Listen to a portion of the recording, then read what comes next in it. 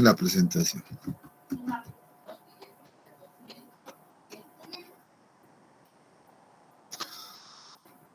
Bien, ya pueden ver la presentación, ¿verdad?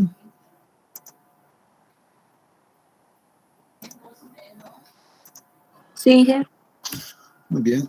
Bueno, a ver, regresaremos un poquito atrás solo para recordar lo que habíamos visto en la anterior clase, ¿no? Habíamos hablado de algunas reglas que hacían referencia para hacer la construcción de una red de flujo, ¿no es cierto? Entonces, habíamos visto las condiciones de frontera impermeable, condiciones de frontera permeables en ambos casos, ¿no? Tanto en flujos confinado y flujo no confinado, solo para recordar aquello. También habíamos definido lo que era un canal de flujo y lo que era una caída equipotencial, ¿no es cierto?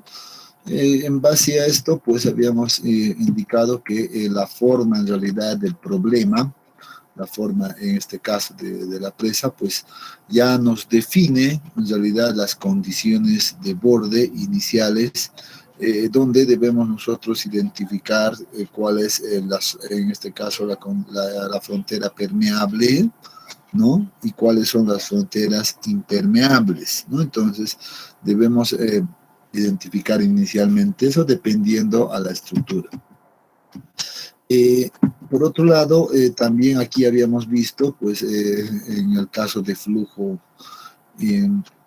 no confinado, ya en una presa de tierra, pues, cuáles eran las condiciones de borde iniciales, ¿no? Y aquí estábamos teníamos más bien el borde de entrada y el borde de salida, o fronteras permeables, si quieren, y las fronteras impermeables, pues, con un trazo lleno, ¿no? Entonces, habíamos visto este detalle, y ahora, pues, nos falta ver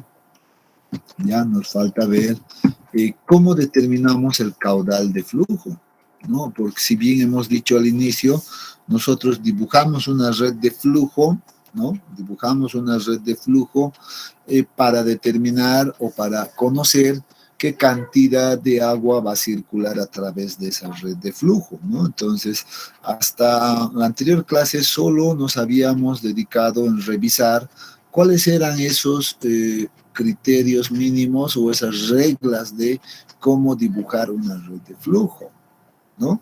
Pero todavía no habíamos hablado de cómo vamos una vez dibujado la red de flujo, cómo determinamos la cantidad de agua que pasa a través de esa red de flujo.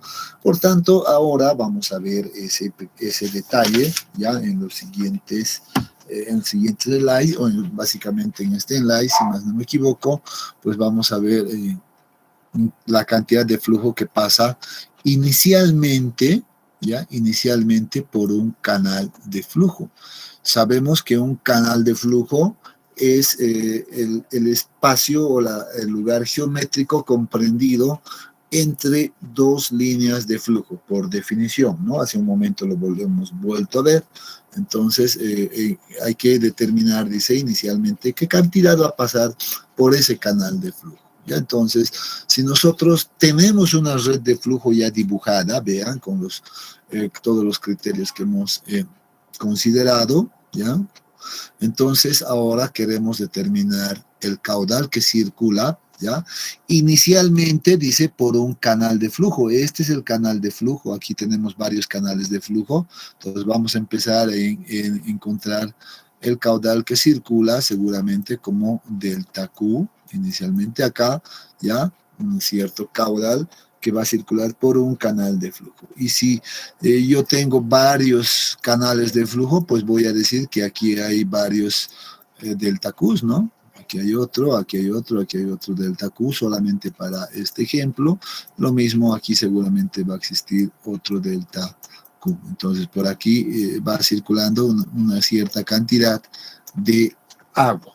Y si yo sumo todos estos de acá, ¿no? Si yo sumo todos estos de acá, pues entonces, vean, si yo lo sumo, todo esto, seguramente voy a tener el caudal total que va a circular por toda la red de flujo. Ese es el principio básico que debemos entender.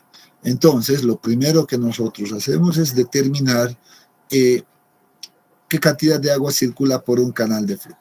Ya, entonces vamos a ver ese detalle inicialmente. Ya, entonces vamos al siguiente slide y vemos ese procedimiento. ¿Ya? Entonces, para aquello vamos a suponer nosotros, ya que hemos extraído una pequeña porción donde podemos observar tal vez las líneas de flujo y unas líneas equipotenciales, para las cuales vamos a suponer que estas son las líneas equipotenciales y estas las líneas de flujo. Simplemente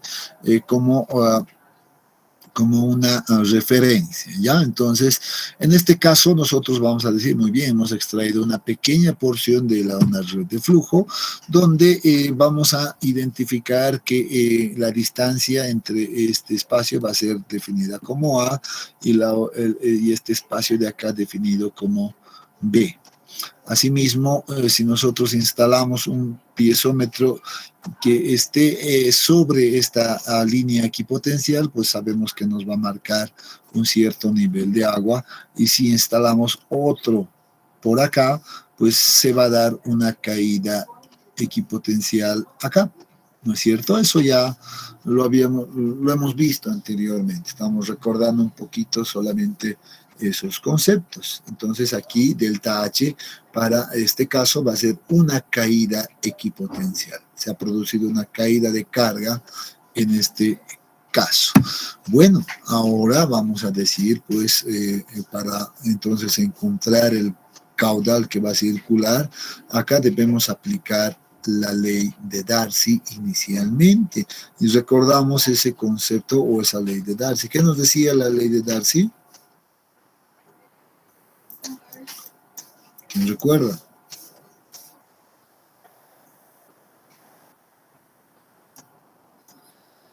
Veo que nadie recuerda.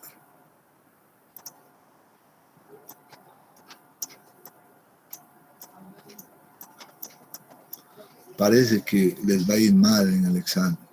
No están estudiando. ¿Ya? Bueno, la ley de Darcy es esto. A ver, no sé si tengo acá. Muy bien.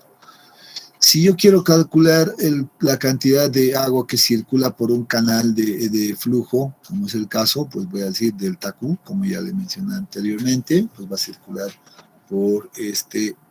por toda esta zona. Entonces, aplicando la ley de Darcy a delta Q, simplemente voy a decir, entonces esto va a ser pues delta Q, ¿verdad? Y vamos a trabajar en ese sentido. Entonces, ¿a qué llegaría a ser igual el área, por ejemplo, acá, esta sección transversal? ¿Por dónde está circulando este agua, el agua? ¿Por qué sección está circulando?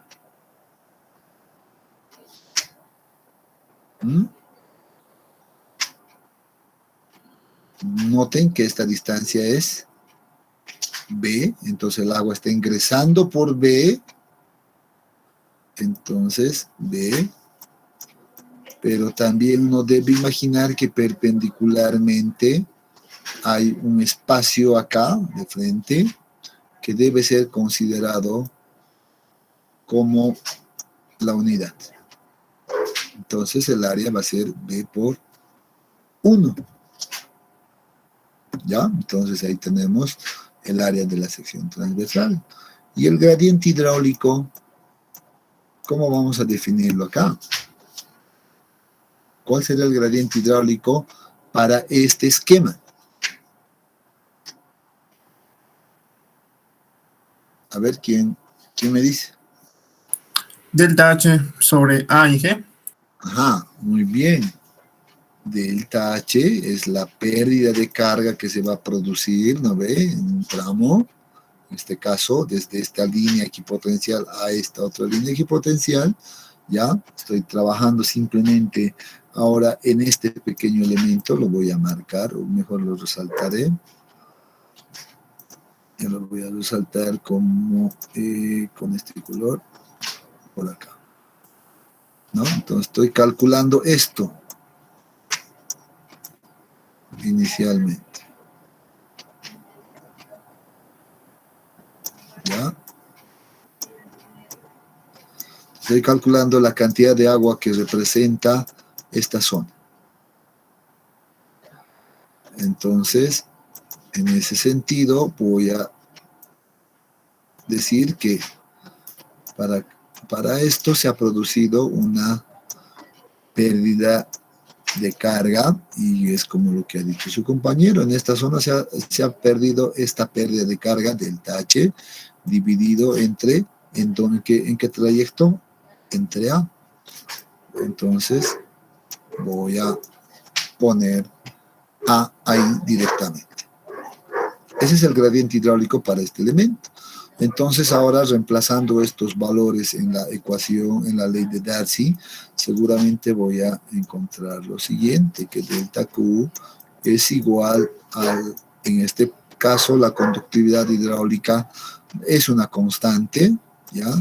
Por delta H dividido entre A y por la sección transversal, que sería B por 1. ¿No? Estoy reemplazando en esta ecuación. Y en este momento yo puedo recordar la hipótesis en realidad de la construcción de una red de flujo, y la hipótesis consistía en considerar de que este elemento debería de ser cuadrado. Y si eso es cierto, entonces deberíamos a nosotros indicar de que esta distancia A es igual a B, ¿no? Suponiendo esa hipótesis que hemos tomado en cuenta. Y si eso ocurre, pues vean que esta A se va a eliminar con B, y me va a quedar básicamente pues como delta Q va a ser igual a la conductividad hidráulica por delta H.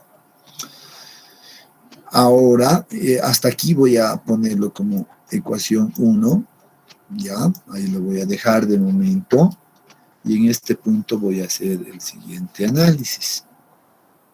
Si bien estoy ahora calculando, ahorita lo que he hecho es simplemente el análisis para este elemento de acá. Sin embargo, yo sé que aquí existen varias líneas equipotenciales también, ¿no? Ahí, aquí, etcétera. Van a existir varias líneas. Bueno, este ya me ha salido horrible. Voy a borrar esto. ¿Ya? Pero sé que hay varias. Aquí hay otra, por ejemplo. No sé. Va a haber varias líneas equipotenciales.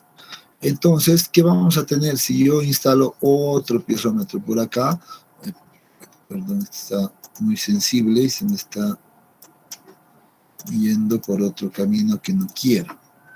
Si yo instalo, les decía, otro piezómetro por acá, pues voy a tener otra pérdida, otra caída.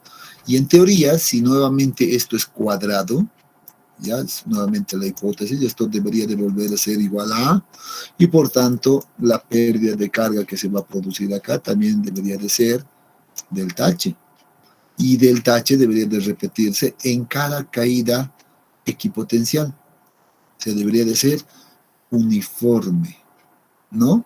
Entonces, en toda la red de flujo, en todo este trayecto, entonces, vean, en todo este trayecto, en todo el canal de flujo, pues, ¿cuántas caídas habrán?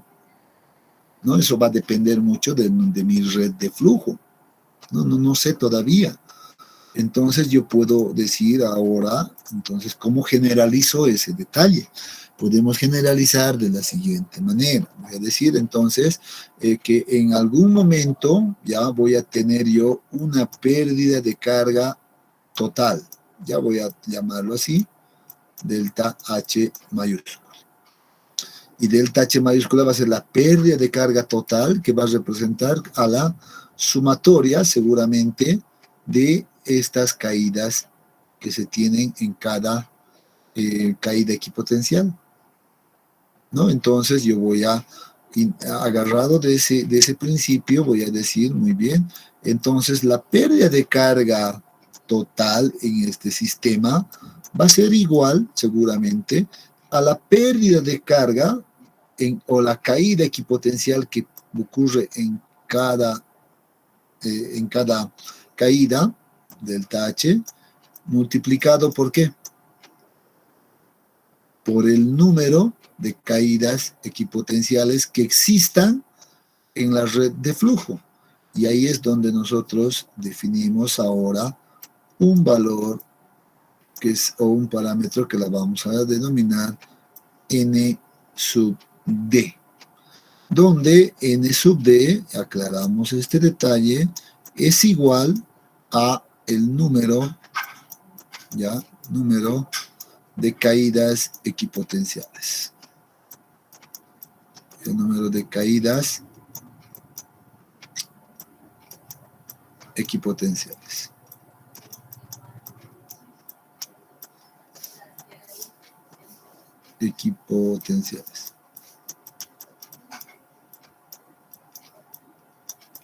Entonces, si yo considero entonces todas las caídas equipotenciales que existan en la red de flujo, bueno, voy a tener que utilizar este término o esta ecuación que acabo de establecer, despejar de acá esta caída equipotencial delta H y reemplazar en la ecuación 1. Esta sería mi ecuación 2, probablemente, y decimos, reemplacemos 2 en 1, ¿no? Reemplazamos 2 en 1, y lo que vamos a tener seguramente va a ser igual a delta Q. Ahora sí, este va a ser el caudal que va a circular por todo el canal de flujo, va a ser igual a la constante K, que multiplica a delta H, y delta H, despejando, va a ser igual a delta H mayúscula, o la pérdida de carga total del sistema, dividido entre N sub D, que es el número de caídas equipotenciales. Entonces ya tengo la ecuación que me va a ayudar a calcular la cantidad de cantidad de agua que va a circular por todo el canal de flujo. Ahora sí, con esta ecuación que acabo de indicar, la voy a traer hasta acá. En realidad estoy calculando todo esto, ¿no? Entonces la ecuación que acabo de determinar me calcula pues eso. Ahí está. Ahora sí, tengo toda la certeza porque estoy considerando todas las caídas equipotenciales que existan o puedan existir en la red de flujo. Entonces, muy bien. Con esto ya tengo algo claro. Muy bien, ya tengo el caudal que va a circular por un canal de flujo. He tomado todas las consideraciones habidas y por haber. Pero todavía me falta. Yo quiero determinar el caudal que circula por toda la red de flujo, no solo por un canal de flujo. Entonces, seguramente voy a imaginar nuevamente que aquí voy a tener pues varios canales de flujo, ¿no es cierto? No sé, dependiendo de la red de flujo, pues voy a tener varios canales de flujo por donde van a circular varios delta Qs, ¿no? Van a estar circulando ahí a través de los diferentes canales de flujo. Entonces, ¿qué debería de hacer? Entonces yo he dicho nuevamente, hace un momento ya lo dije, el caudal total que va a circular por toda la red de flujo va a ser igual a la sumatoria de los caudales que circula por un canal o por los canales de flujo. Entonces yo sé que el canal de flujo es delta Q. Y ahora vamos a introducir una nueva variable que represente al número de canales de flujo. y a ese le denominamos N sub F. Entonces, N sub F va a ser, la voy a anotar acá, ¿ya? N sub F es igual al número de canales de flujo.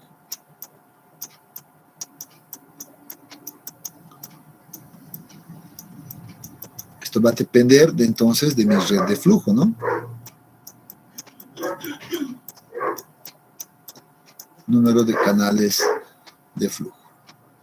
Bueno, una vez que ya he introducido esto, simplemente reemplazamos en la ecuación general y seguramente voy a tener la ecuación para determinar el caudal total que va a circular por toda la red de flujo, y eso va a ser igual a la conductividad hidráulica multiplicado por la pérdida de carga total en el sistema, delta H, y todo esto multiplicado por la relación entre el número de canales de flujo y el número de caídas equipotenciales.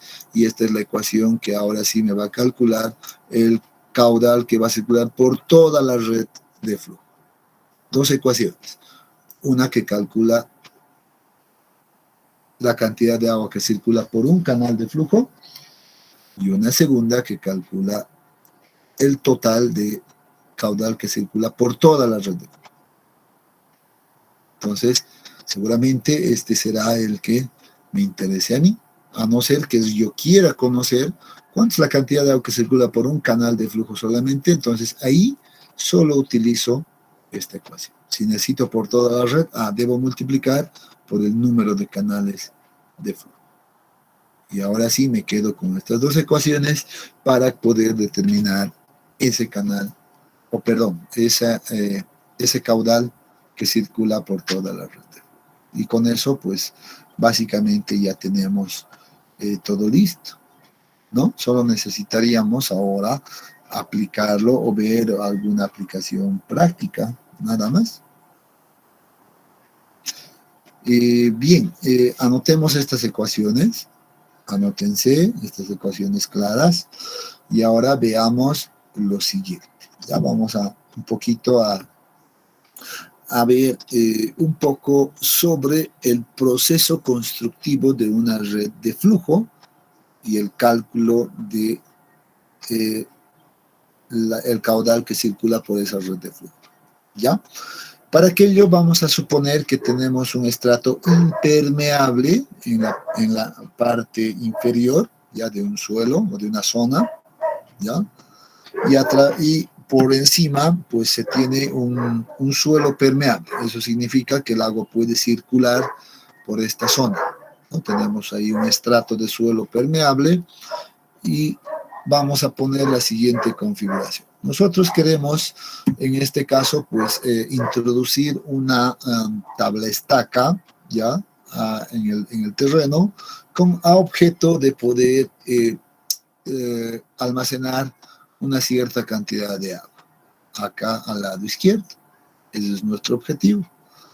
Pero en este caso, pues entendemos también, al tratarse de un suelo permeable en esta zona, pues debemos entender que en este caso la frontera permeable pues está definida por todo este tramo y que el agua va a poder moverse fácilmente por acá y llegar a este otro punto. Entonces vamos a decir, en ese caso nosotros, muy bien, el agua va a circular en esta dirección y va a llegar a una posición que yo desee. O sea, yo puedo controlar esta condición. ¿Cómo controlo? Obviamente con la longitud de la tabla estaca, ¿no? Si yo colocaría la tabla estaca por acá simplemente, seguramente el agua por la presión misma va a subir hasta más arriba. A medida que yo voy a introducir más en el terreno, pues esta carga va a ir reduciendo. Y vamos a entender en este caso que esta posición pues nos va a dar esta configuración final, ¿no? Donde vamos a tener una altura de carga H1, denominado H1, y una altura de carga a este otro lado, al lado derecho, de H2. Queremos entonces saber para cuánto de caudal va a circular, ya por esta zona, cuánto de caudal va a pasar en esta configuración, Entonces necesitamos calcular ese detalle. Para eso, ¿qué debemos hacer? Pues debemos dibujar la red de flujo. Vamos a agarrar entonces el método de redes de flujo y vamos a dibujar en estas condiciones. Entonces vamos a aprovechar este esquema también para ir aclarando ya algunos detalles que deben ser considerados cuando uno está realizando el dibujo de la red de flujo. Ya vamos a ir aclarando. Nos va a servir bastante estas ilustraciones para que ustedes también vayan saliendo de dudas o eh, de algunas interrogantes que tengan. Muy bien. Si yo instalo, vean esto, si yo instalo un piezómetro justo en este punto, como se me está mostrando acá, teóricamente yo debo saber que el nivel del agua en el piezómetro va a coincidir con este nivel, ¿no es cierto? Por tanto, esta línea ya sería una línea equipotencial.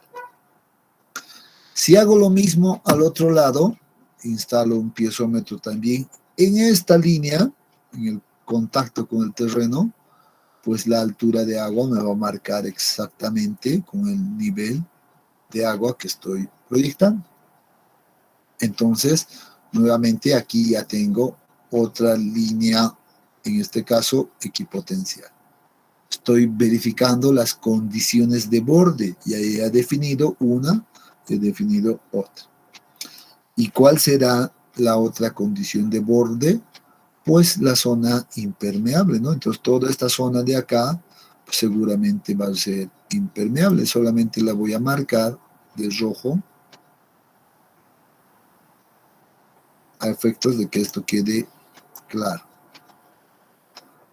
Ahí tengo una frontera impermeable.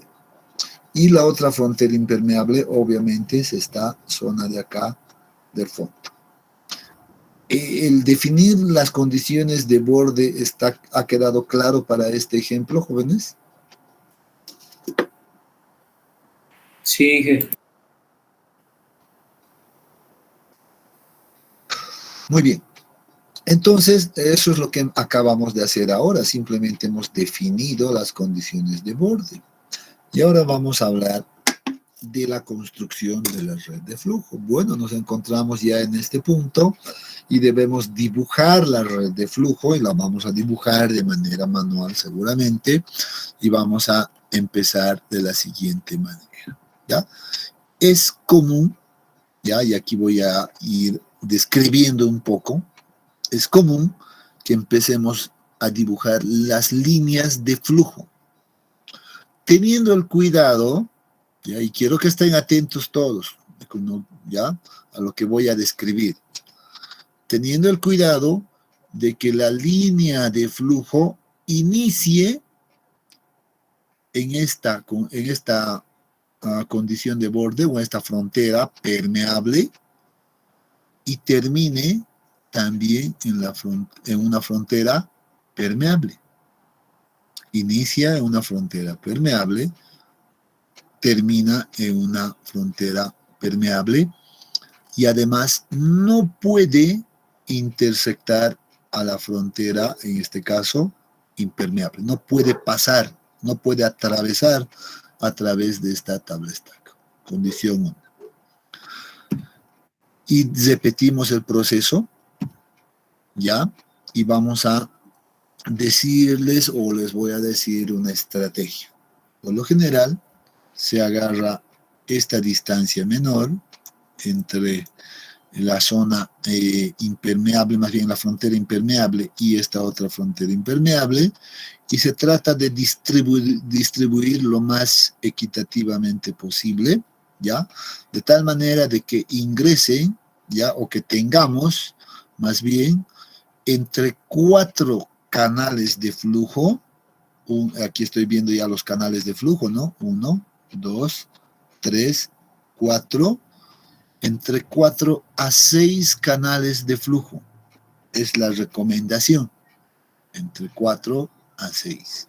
En este caso, bueno, se ha visto conveniente de trabajar con 4 canales de flujo, por tanto he colocado 3 líneas de flujos adicionales acá. No se olvide que aquí ya hay una línea de flujo, ¿verdad? Esta frontera impermeable me define ya una línea de flujo.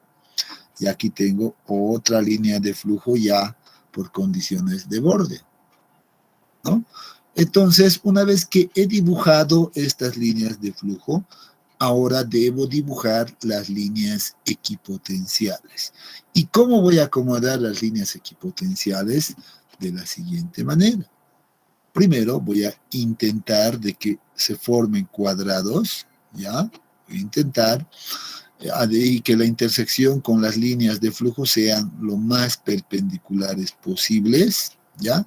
Y además voy a decirte que debe iniciar esta línea equipotencial en la frontera impermeable, como es este caso, vean, voy a ponerle un punto, y también debe terminar en la frontera impermeable. Obviamente esto seguramente se va a proyectar de esa manera, perdón, ¿ya? Y va a llegar ahí.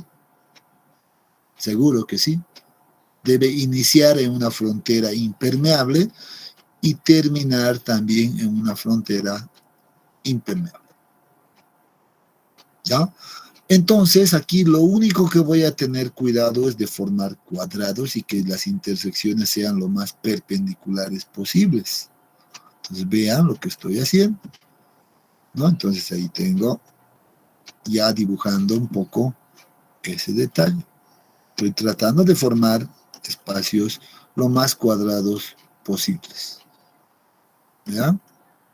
Y ahí tengo dibujada mi red de flujo para este caso, ¿no? Entonces, ¿qué he hecho? Solamente tomar las recomendaciones que habíamos visto anteriormente para dibujar las redes de flujo.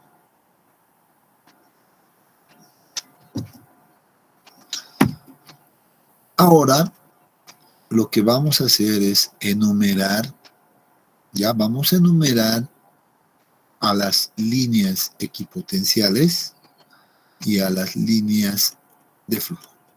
Primero, estamos enumerando, en este caso, los canales de flujo. Más bien, vean, aquí hay un canal de flujo, aquí hay un segundo canal de flujo, el tercer canal de flujo, y ahí tenemos 4 canales de flujo.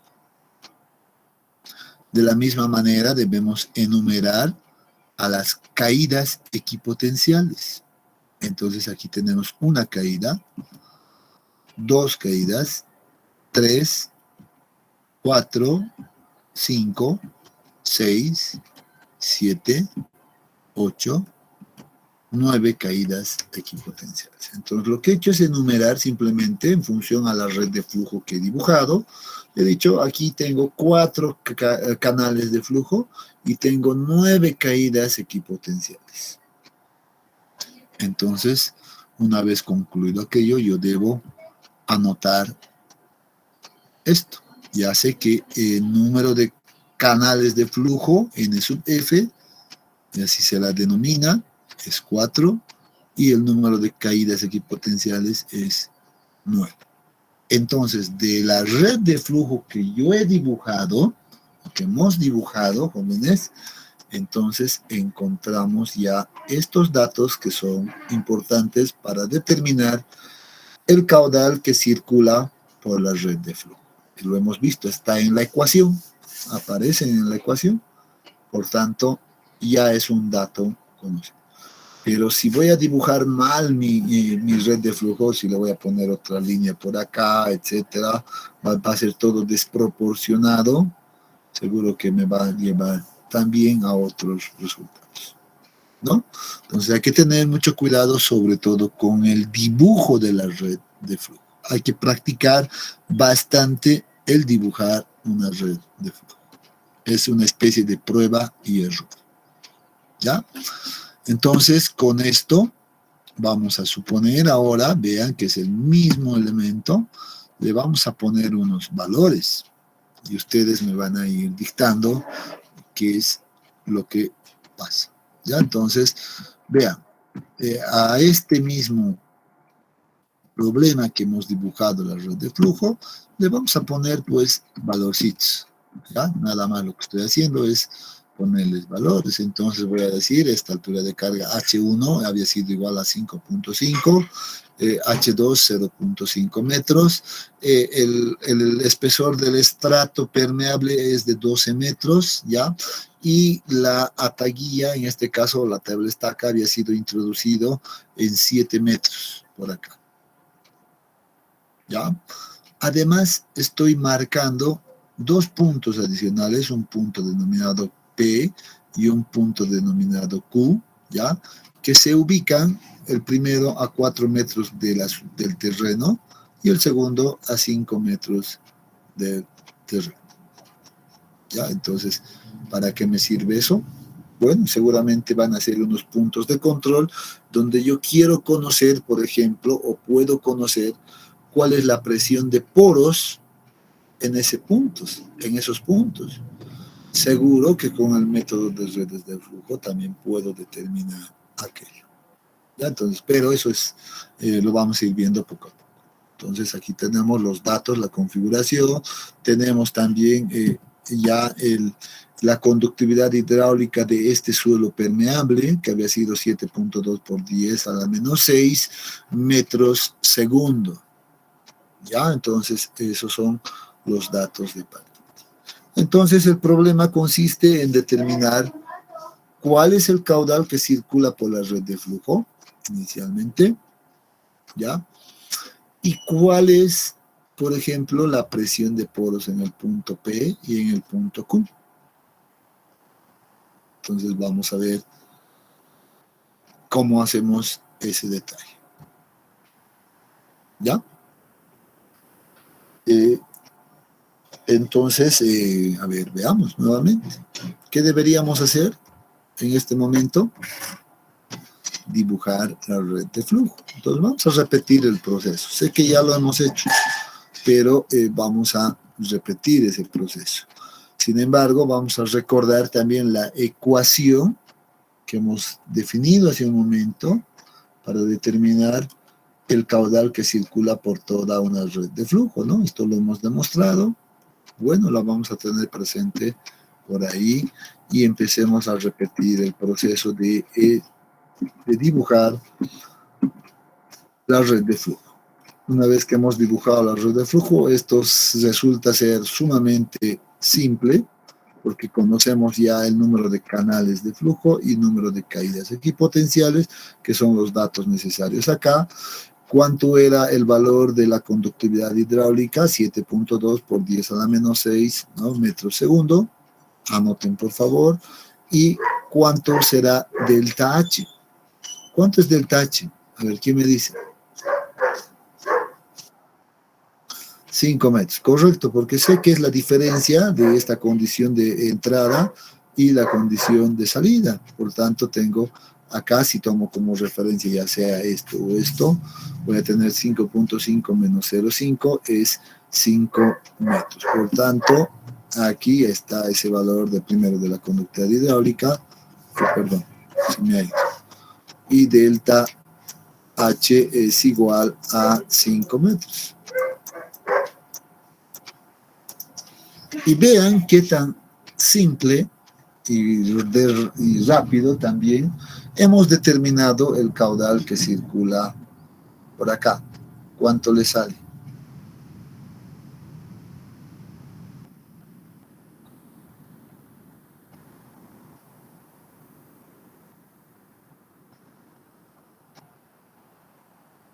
A ver, ¿cuánto le sale esos cálculos?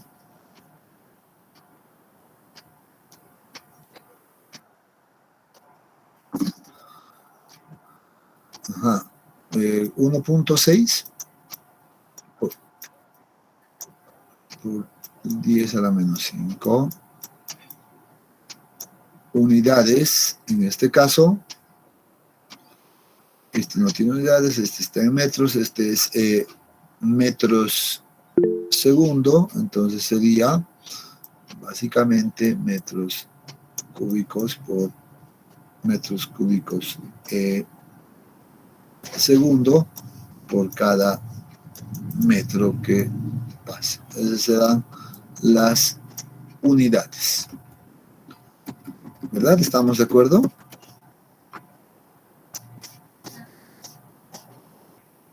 Sí, creo que sí. Hay alguien ha escrito igual en el chat, el mismo valor, correcto. Estamos muy bien. Entonces, si se dan cuenta en este punto, jóvenes, pues el determinar el caudal que circula por una red de flujo resulta ser sumamente simple. Lo único complicado que tal vez uno puede considerar es el dibujar la red de flujo, ¿verdad? Tiene que entonces practicar bastante, realizar los dibujos de la red de flujo.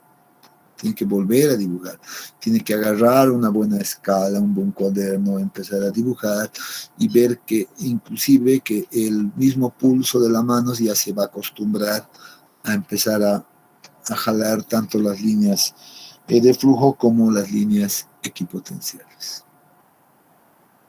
Ya, entonces, mi recomendación, seguir practicando. El otro punto, pues lo vamos a dejar de momento, ya, de momento lo vamos a dejar, el determinar las presiones de Por. Vamos a ver eso con más detalle, pues, un poquito más adelante, ¿ya? O tal vez el día de mañana directamente, ¿ya? Pero, a ver, solo para consultar, si tienen alguna pregunta hasta este punto.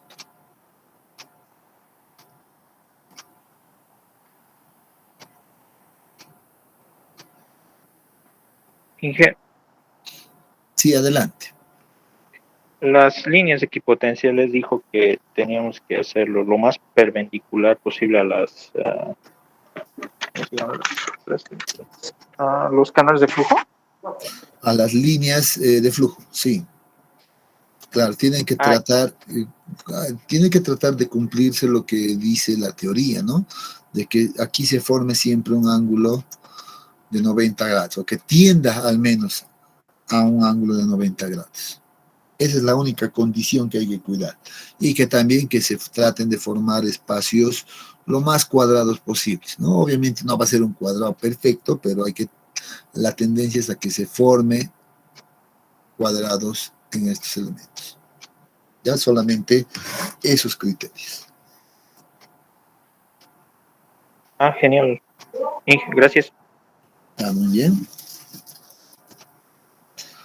Excelente.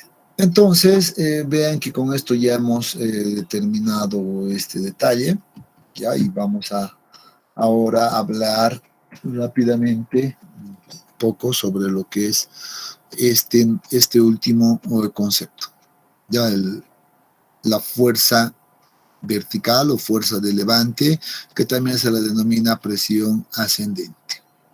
¿Ya? Entonces, en realidad, este caso ocurre principalmente cuando tenemos un flujo confinado y sobre todo en las presas de hormigón que hemos visto.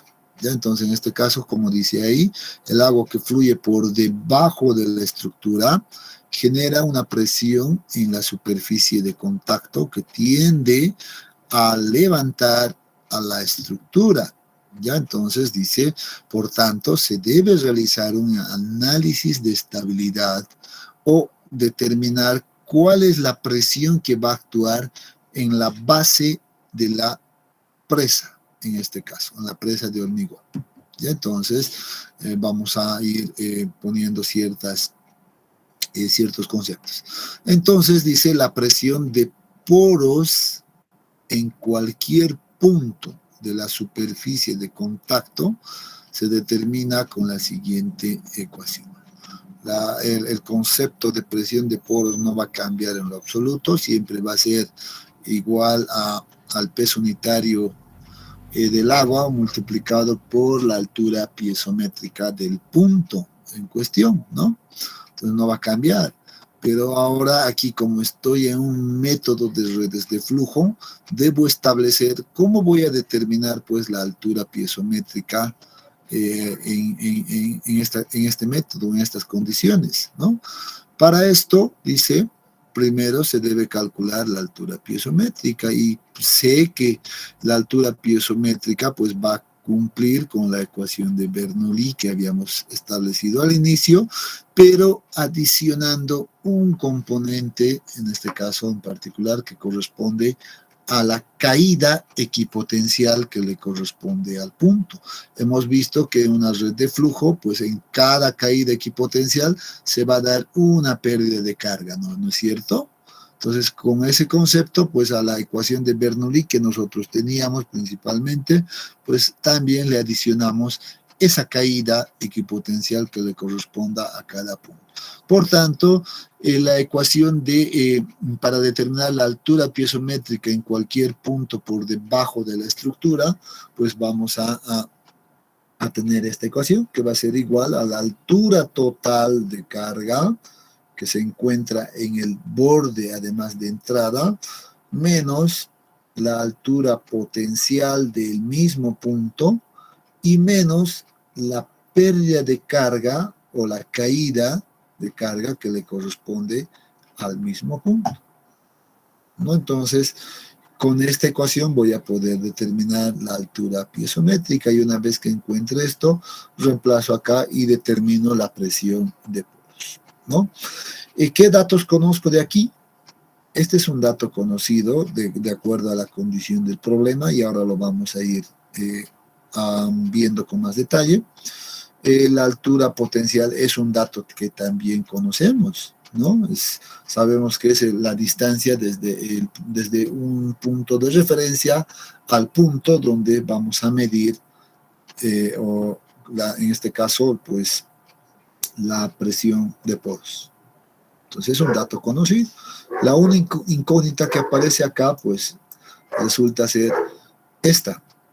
¿Cuál es la caída en potencia que le corresponde al punto en cuestión? Entonces, lo único que estamos haciendo ahorita es recordar ecuaciones que ya habíamos conocido, incorporando simplemente este pequeño elemento, nada más. Después debería de ser ya ecuaciones conocidas. En base a esto, entonces, vamos a decir lo siguiente. Muy bien. Entonces, para determinar la pérdida de carga, ese valor de delta H sub I, ya indicamos que existen, o la literatura nos presenta diferentes métodos, ¿ya? Y uno de los métodos principales es el método de redes de flujo, ya el métodos numéricos, el método de Lie, etc. Aparecen varios métodos ahí para encontrar esa caída equipotencial. Entonces, en este caso, nosotros vamos a ver inicialmente el método de redes de flujo. Y como estamos hablando justamente de este método, dice, en este caso, la bibliografía nos presenta ya que esa caída equipotencial puede ser calculada con esta ecuación, que es igual a la pérdida de carga total del sistema, delta H mayúscula, por eso, ya, dividido entre, vean, el número de caídas equipotenciales, N sub D, que ya hemos definido hace un momento, ¿no? Número de caídas equipotenciales multiplicado por un valor N minúscula sub D sub I. ¿Qué es este valor de N sub D sub I? Porque estos valores ya los conocemos, podemos determinar de la red de flujo. Y este valor de acá, este parámetro, pues dice, simplemente es la ubicación del punto según las líneas equipotenciales, ¿no? Entonces, ¿dónde se ubica el punto donde quiero determinar la presión de poros? ¿No? Según las líneas equipotenciales. Entonces, en este momento, lo único que necesito conocer para aplicar este método es mi red de flujo. Mi red de flujo debe estar completamente, o más bien definida, y con eso puedo aplicar fácilmente este método y determinar la caída equipotencial en cualquier punto o en cualquier lugar. Eso es lo que me está diciendo. Entonces esto parece ser también simple. La superficie de contacto, en este caso, ¿ya? Va a estar definida por los puntos A y D, como estamos viendo. Vamos a suponer que aquí está mi presa, ya si quieren la puedo dibujar, ya no sé si es conveniente, pero voy a suponer que aquí está mi presa, ahí, esto es de hormigón y voy a venir de esa manera y así está, ¿no? Entonces, la base de la presa de hormigón en este caso, pues va a ser considerada como la superficie de contacto. O sea, el agua al circular por acá, va a generar presión en toda la base, en toda esta zona. Va a generar una presión y obviamente esta presión va a ser variable, ¿verdad? La presión que esté en el punto A, por ejemplo, siempre va a ser mayor que la presión que llega al punto D, porque hay caídas equipotenciales que se van a presentar, ¿no? Hay pérdidas de carga, por tanto, aquí va a ser ya menor, dándonos como resultado una distribución de presiones del tipo trapezoidal, como estamos observando. ¿Ya? Entonces, esa es la idea. Pero para que no nos moleste esto, yo lo voy a borrar simplemente acá. Ya no quiero que quede muy cargado. Bien, entonces, como les decía, yo puedo determinar la presión de poros, por ejemplo, en el punto A, acá, denominado punto A. Puedo determinar también en un punto intermedio, en un punto B, en un punto C y en el punto D. Se recomienda, esto ya quiero dejar claro, se recomienda que para determinar la fuerza resultante total, pues al menos, digo al menos, se tenga 4 puntos de control, ¿ya? Distribuidos de manera uniforme. ¿Eso qué significa? Que vamos a tener como una especie de resultantes por acá, ¿ya? Resultantes por acá, pero además de que esta distancia sea, así lo voy a poner por acá, creo que no aparece, ya sean iguales. Por tanto, aquí puedo llamarlo L1, L2 y L3, entendiendo que la totalidad de todo esto va a ser igual a la longitud total de la base de la presa, ¿no? La debo distribuir entonces uniformemente y disponer en este caso 2 puntos intermedios para que yo pueda encontrar unas resultantes de esta sección, ¿ya? Entonces no sé si es conveniente marcarlo, pero no, lo voy a mejor ayudar simplemente, ¿ya? Entonces la resultante de esta área, de toda esta sección, va a ser F1. La resultante de esta otra área va a ser F2. La resultante de esta área de acá, ¿ya? Es F3. Entonces me está dando 3 fuerzas verticales. ¿Cómo hago aquí? Bueno, muy bien. Aquí vamos a recordar los conceptos, por ejemplo, de presión. Pues presión es fuerza sobre área. En este caso, una fuerza vertical sobre área. ¿Y la presión qué es? Es la presión generada por el agua, por tanto, es la presión de poros. Simplemente, bajo este principio, yo puedo despejar la fuerza vertical acá, porque estos son fuerzas verticales, ¿no? Y voy a decir que F1, por ejemplo, va a ser igual, en este caso, a, bueno, aquí hay un pequeño error. Ya para sacar la resultante acá, esto debería de ser igual al promedio de estas dos presiones, presión de poros en A más la presión de poros en B, dividido entre 2, ¿verdad? Entonces esto tiene que ser más, ya corrijan por favor, y esto debe multiplicarse por esta distancia L1 de acá, L1, y una longitud en este sentido pues unitaria una longitud unitaria perpendicular. Entonces, por eso aparece acá que el área va a ser igual a L por la unidad. Y de esa manera encontramos F1. F2 la vamos a encontrar de manera similar, ya esa resultante, no sé si tengo, no la tengo acá, pero seguramente será igual a lo siguiente, bastante parecido. Vamos a tener como la presión de poros en el punto B más la presión de poros en el punto C dividido entre 2, y esto multiplica a L2 por una longitud unitaria. Para F3 repito el procedimiento y la vamos a escribir nomás. F3 entonces va a ser igual a, en este caso, la presión de poros en el punto C más la presión de poros en el punto D, todo esto dividido entre 2, y bueno, debería de utilizar unos paréntesis acá, ¿no? Para no confundir nada, y esto multiplicado por L3 por U. Listo. De esa manera tengo estas resultantes. Y la resultante total, la fuerza vertical total que va a actuar en esta zona, seguramente va a ser, la voy a escribir acá arriba, por favor, ¿ya? Esa fuerza vertical resultante va a ser igual a simplemente la suma de F1 más F2 y más F3. Listo. Y de esa manera encuentro la fuerza vertical o la fuerza ascendente que actúa en la base de la estructura. Así de simple, siguiendo el método de redes de flujo. ¿De acuerdo? ¿Alguna consulta hasta este punto?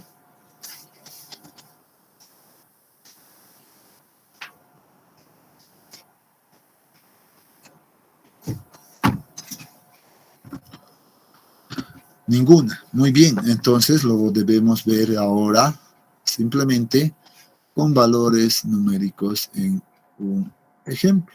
Ya, y vamos a trabajar sobre este ejemplo de acá. Pero yo prefiero que copien esto. Ya, simplemente vean que es una estructura bastante simple. Ya, nos vamos a dar unos valores seguramente. No sé si ahorita no está con valores, pero nos vamos a dar algunos valores y vamos a empezar a determinar, por ejemplo, el caudal, la presión vertical y todo completo. Vamos a aprovechar este esquema, ¿ya? Pero yo sugiero que lo hagamos esto el día de mañana, por favor, ¿ya? Por hoy quedaremos hasta acá. Y el día de mañana empezamos a ver toda la parte aplicativa de lo último que hemos visto, inclusive en este esquema. ¿De acuerdo?